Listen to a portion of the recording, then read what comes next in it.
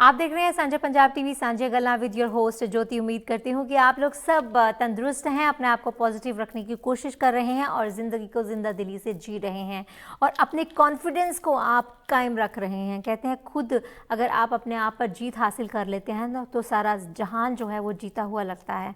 So recently अभी बॉलीवुड में एक बहुत बड़ा हादसा अगेन हुआ है। एक और बहुत बड़ी शख्सियत, बहुत ही एक सुपर एक्टर को हमने खो दिया है, सुशांत सिंह राजपूत, जिन्होंने सुसाइड किया, जिसके कारण हम सब लोग सदमे में हैं। क्यों किया, कैसे किया, बार बार यही सवाल जो हैं हमारे मन के अंदर आ रहे हैं। हम इन सवालों के जवाब हम लोग खुद भी दे नहीं पा रहे, लेकिन हम करेंगे कुछ बातें आज के हमारे ख़ास मेहमान से, जो कि माया नगरी मुंबई से हैं, नरेश कुमार शर्मा, जो कि एक स्क्रिप्ट राइटर हैं, मोटिवेशनल स्पीकर हैं, आर्टिस्ट हैं।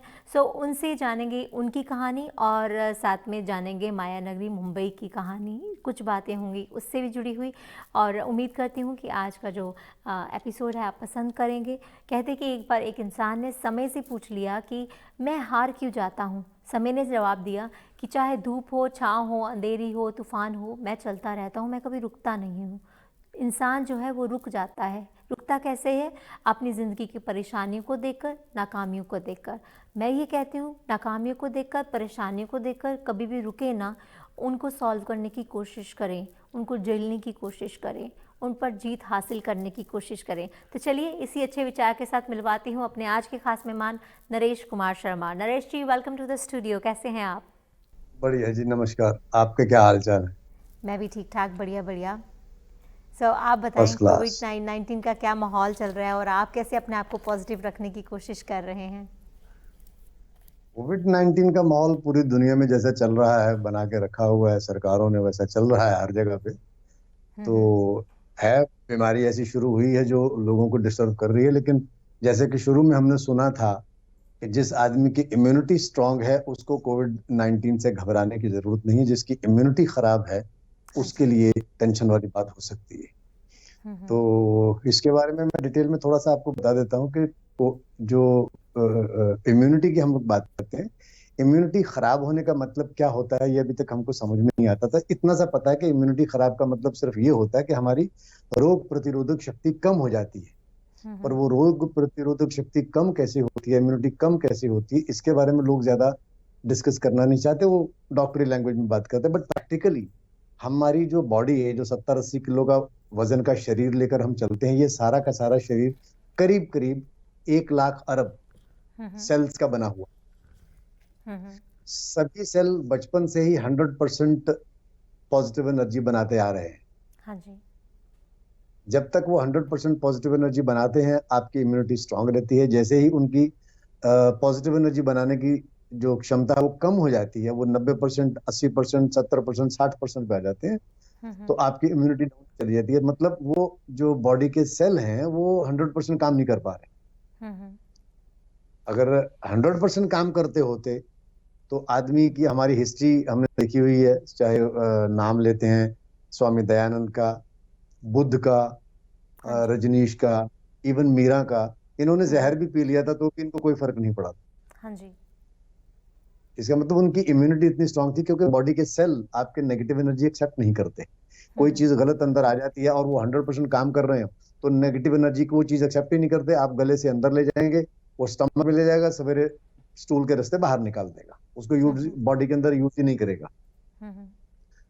तो उसके लिए ये जरूरी है कि अपनी बॉडी की इम्यूनिटी को स्ट्रांग करने के लिए कुछ चीजें हैं जो हम लोग यहाँ बॉम्बे में भी, मैं अभी ऑनलाइन कुछ ट्रेनिंग भी दे रहा हूँ, लोगों को समझा भी रहा हूँ कि क्या क्या करना चाहिए, किस तरह से हम लोग अपनी इम्यूनिटी स्ट्रांग कर सकते हैं। उसके अलावा सबसे हम्म। पहली चीज, कोविड 19 से जो बार बार सरकारें भी कहती हैं, डॉक्टर्स भी कहते हैं कि ये बीमारी ऐसी है ही नहीं जिससे घबराया जा सकता हो। हाँ आप जी। देखिए, आज हिंदुस्तान में, आज की तारीख में, आज 10,500 लोग कोविड 19 के पेशेंट हुए हैं और अभी तक जो डेथ रेट है वो पहुंचा है 200, 300, 400, 200, 300, 400 डेली लोग मर रहे हैं। हम्म। बड़ा, हालांकि इसका भी दुख है हमें कि हाँ जी। भाई इतने भी लोग क्यों मर रहे हैं कोविड से, क्यों मर रहे हैं लोग। हम्म। लेकिन हाय तो बस ज्यादा बची हुई। पूरे विश्व के अंदर जो रिकॉर्ड डाटा कहता है, आपका डाटा खुद ही बताता है, नेट के ऊपर देख लेते हैं, सरकारें अनाउंस करती हैं कि करीब करीब 88 लाख लोग हर साल कैंसर से मर जाते हैं पूरे हम्म। विश्व के अंदर, हम्म। और कई सालों से। हाँ खाली जी। हिंदुस्तान के अंदर 82,000 के करीब लोग हार्ट अटैक से मर जाते हैं रोज, और ये कई सालों से मर रहे हैं। कोई हाय तौबा नहीं मचाई जा रही। लेकिन ये जो कोविड-19 आया है, इससे अगर 400 500 600 लोग, 1000 लोग, 2000 लोग मर रहे हैं, तो हमने शोर बहुत मचा दिया, लोगों को डराना बहुत शुरू कर दिया। डरने की जरूरत नहीं है। इसके लिए जो इलाज डॉक्टर भी करते हैं हिंदुस्तान के अंदर, मैं भी घर पे करता हूँ। मेरे घर पे मेरे पेरेंट्स हैं, 80+ हैं, मदर हैं 82 की, पापा हाँ हैं जी। 85 के।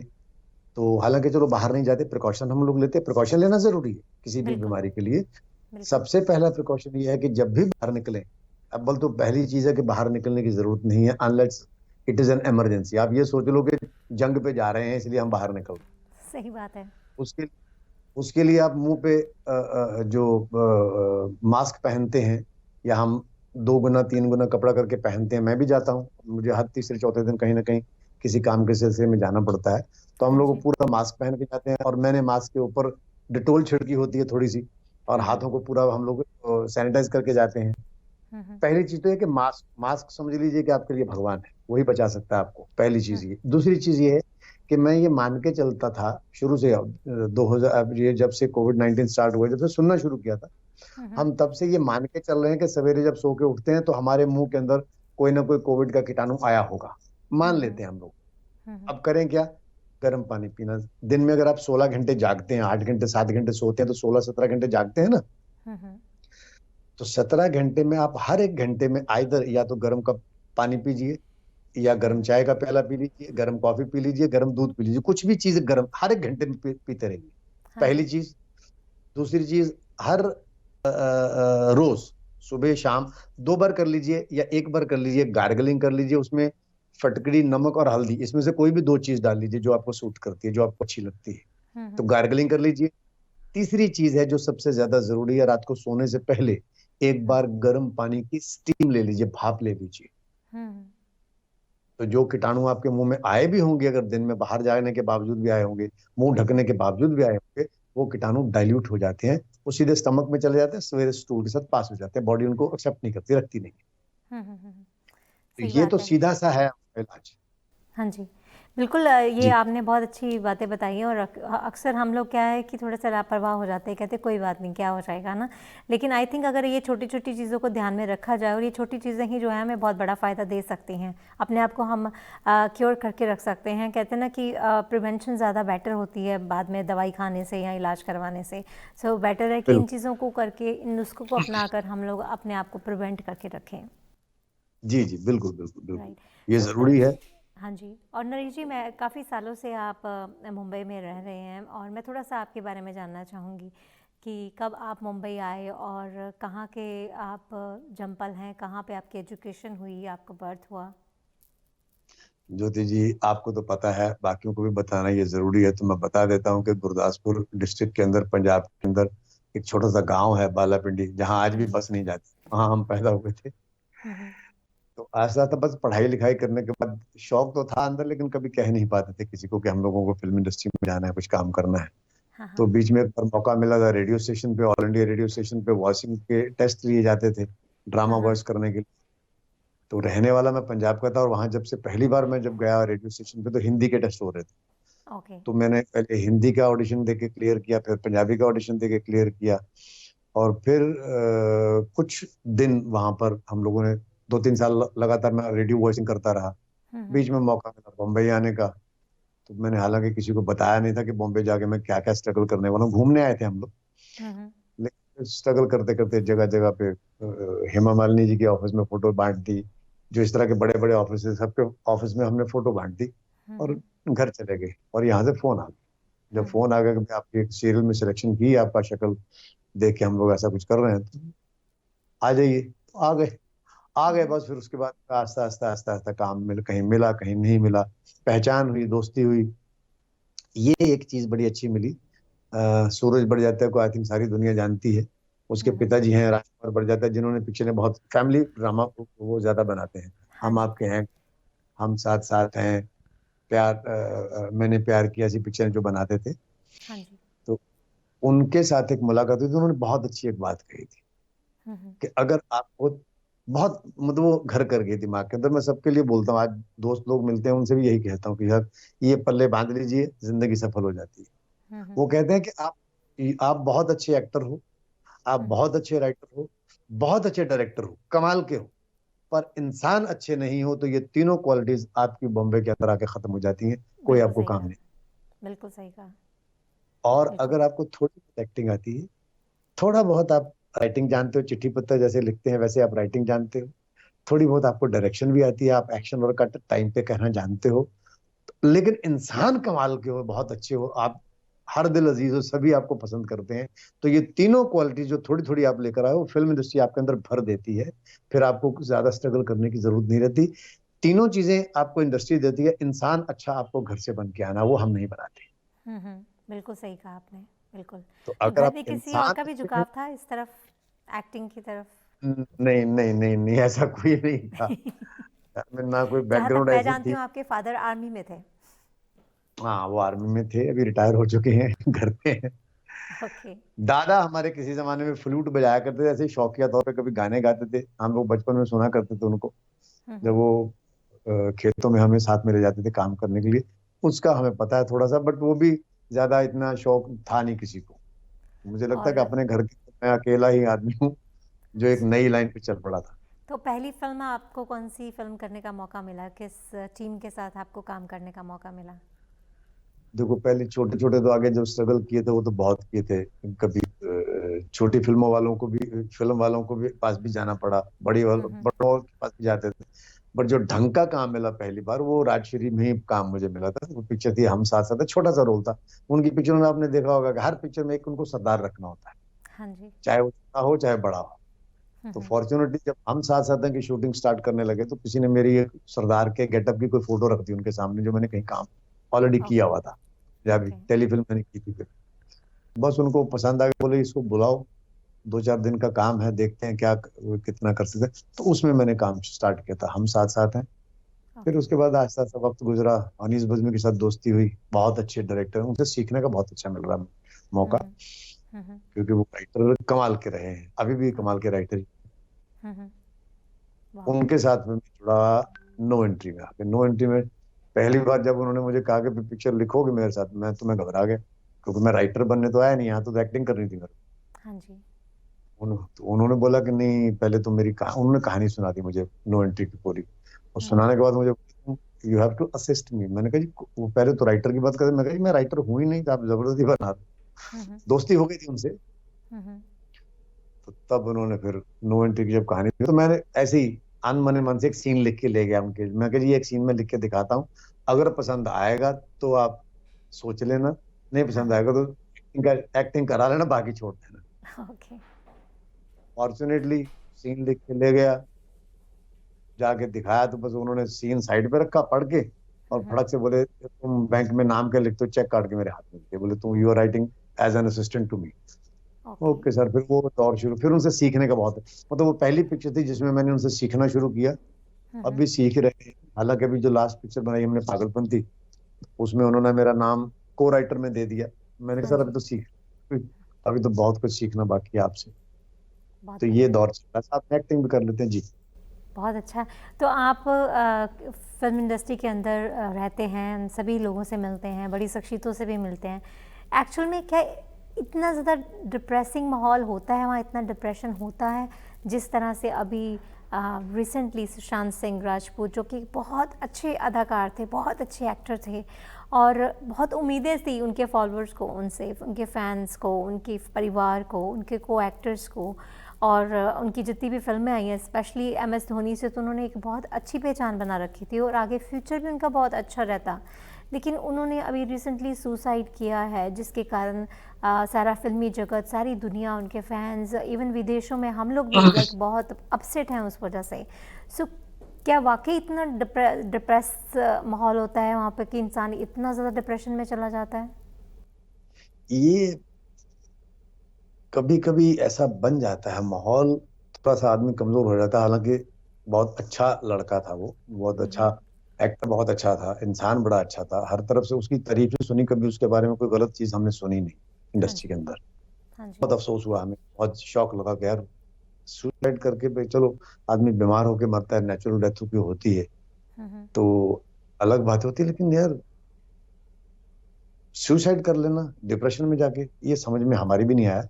हम्म, एंड डिप्रेशन का जो है ना वो एक देखा फंदा रहता है, क्योंकि हम्म, जब आपको शुरू आदत ये अभी सीरियल में काम करता था लड़का, सीरियल से बहुत जल्दी फिल्मों में आ गया, हाँ बहुत जी, अच्छी बात है।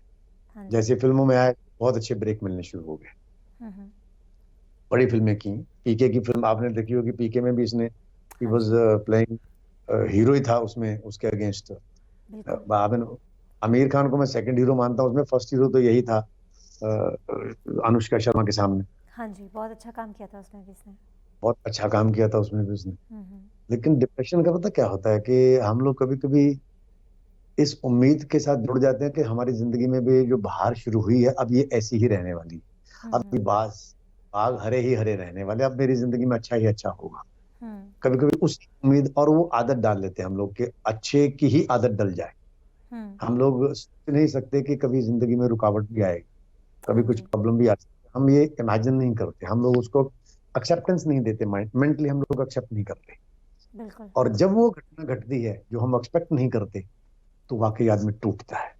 बिल्कुल, तो उसके लिए जरूरी ये है कि जब आप एक रवानगी पे चल रहे हो, एक उड़ान पे चल रहे हो, आपकी परवाज अच्छी है, तो हम्म, ये याद रखें कि धरती के साथ जुड़ने के बाद अपने आप को मेंटली हम लोग धरती के साथ जोड़े रखें। हम अपने आप को वहां से मेंटली तौर पर ऊपर ना ले जाएं। बिल्कुल, बिल्कुल, हम कहते हैं ना सक्सेस जो होती है, कुछ लोगों का आपने सुना होगा, सक्सेस अगर दिमाग पे चढ़ जाए तो नुकसान करती है, हाँ जी, लेकिन सक्सेस आपने पचा ली, गले के नीचे रह गई, तो फिर वो आपको तरक्की तरक्की पर तरक्की देती है। जैसे हमारी इंडस्ट्री में एक है एग्जांपल सबसे बड़ी, अमिताभ बच्चन। बिल्कुल, उनके सक्सेस दिमाग पर नहीं चढ़ी, हाँ जी, वो आज भी सेट पे जाते हैं, उनकी कई मैंने इंटरव्यू सुनी है, वो आज भी कहते हैं कि भैया एक्टर का काम सिर्फ 5% होता है, बाकी काम तो सारा director, writer, cameraman, makeup man, dress man सब लोग करते हैं। बोले हम क्या करते हैं, जो उन लोगों ने लिख के दे दिया वही बोलना ना जाके, अभी देखिए वो अभी हमारा तक भी उसमें। इस उम्र में भी काम कर रहे हैं, कितना अच्छा। इसीलिए काम उनको मिल रहा है, इसीलिए उनको काम कर रहे हैं, और वो डाउन टू अर्थ, काम के हम्म, सिलसिले में वो डाउन टू अर्थ है। वो कहते कुछ भी काम जो मुझे मिलेगा मैं करूंगा। हम्म, उनके दिमाग सक्सेस नहीं चढ़ती। हम्म, और कुछ लोगों को होता है कि यार मैं अब बिल्कुल, एक्टर बन गया हूँ, हीरो बन गया हूँ, मैं बहुत बड़ा हूँ, अब मैं यहीं रहूंगा। तो अचानक पता चलता है कि 2 महीने काम नहीं मिला, हम्म, तो 2 महीने वो बिल्कुल। उसको समझ में नहीं आता कि करूं क्या। शायद इनके साथ भी ऐसा हुआ होगा। और कहीं न कहीं देखिए इंसान के पास इनकी जो मौत है, सुसाइड है, वो हमें सबको ये भी एक चीज़ बता गई देखिए कि इंसान के पास पैसा है, नाम शौहरत है, सब कुछ है, लेकिन अगर इंसान अंदर से खाली है, खोखला है, अकेला है, तो ये सारी चीज़ें जो हैं कुछ मायने नहीं रखती, कोई वैल्यू नहीं रखती। तो इंसान की जो अंदर की एक चुप्पी है, उसे समझने की जो बहुत ज़रूरत है, और इस चुप्पी को, हमारी अपनी चुप्पी को हम खुद ही समझ सकते हैं। कहते हैं ना कि अगर आप खुद अपने आप में बड़ा बन गए ना, अपनी नज़र में आप खुद बड़े बन गए, तो सारी दुनिया आपको बड़ा समझने लग जाएगी। अगर खुद आप अपने आप पे कामयाबी हासिल कर लें, तो सारी दुनिया में जी, आप कामयाब नज़र आएंगे। तो आई थिंक कहीं बिल्कुल। ना कहीं ये अंदर की, जब एक इंसान जंग हार जाता है या अपने आप पे काबू नहीं रख पाता, और वो डिप्रेशन जो है हावी होकर इस तरह से मुझे लगता है सामने आता है। ये बहुत सही बात आपने पकड़ी, अभी इस पे मैं बोलने वाला था। हाँ जी। एक इंसान जब अकेला रहता है अपने घर के अंदर, किसी से हम्म, बात नहीं कर पाता, और वो एक उड़ान पे रहता है, तब जैसे मैंने पहले कहा ना कि परवाज ऊंची है, हाँ जी, अकेला है, हाँ जी, तो ना वो अपनी सक्सेस किसी से शेयर कर पा रहा है, ना हम्म, अपनी अकेलापन किसी से शेयर कर पा रहा है। तो हम्म, जब तक तो आप कैमरा के सामने रहोगे, शूटिंग पे रहोगे, बाहर रहोगे, तब तक आपका मन कहीं ना कहीं लगा रहेगा। लेकिन उस मन के लगाने की वो जो विधि है, जो सिस्टम है, कि 10 15 20 लोग मेरे चारों तरफ रहेंगे, पूछते हाँ जी, रहेंगे, कोई कभी कैमरा, कोई फोटो क्लिक करेगा, कोई ऑटोग्राफ मांगे, तो आपको आदत पड़ जाती है उसकी। तो आप अकेला रहना आपके लिए दूभर हो जाता है। तो हाँ जी, ऐसे में अगर ये पेरेंट्स के साथ रह रहा होता, जो भी इनके घर पे थे, भाई बहन थे या जो भी होंगे, अगर ये अकेले रहते थे बंदे, मुझे ये पता चला कहीं से, अगर ये हाँ अपने जी, परिवार के साथ रह रहे होते तो शायद इतनी नौबत नहीं आती, क्योंकि बिल्कुल, परिवार का बहुत बड़ा योगदान होता है। आपको शायद मैंने पहले भी एक बार बताया था, जब पर्सनल लेवल पे बातें होती थी, जब हम पैदा हुए थे, हाँ अब तो जी, पैदा 60 साल हो गए, जब हाँ हम जी, पैदा हुए थे तो घर में 3-4 साल की उम्र तक ये पता ही नहीं चला कि माँ कौन है और बाप कौन है। बिल्कुल। क्योंकि जो भी उठाता था, चाहे वो हमारे पापा की चाचियां थी, चाहे पापा की बहनें थी, चाहे हाँ जी। पापा की भाभियां थी, जो भी उठाता था, दादी भी उठाती थी, तो ऐसा हमें रहता था यही माँ है, हमें यही, बिल्कुल। सभी माँ ही लगती थी। पता ही नहीं चलता था बच्चे कैसे पल के बड़े हो गए, हम लोग कैसे पल के बड़े हो गए। हाँ जी।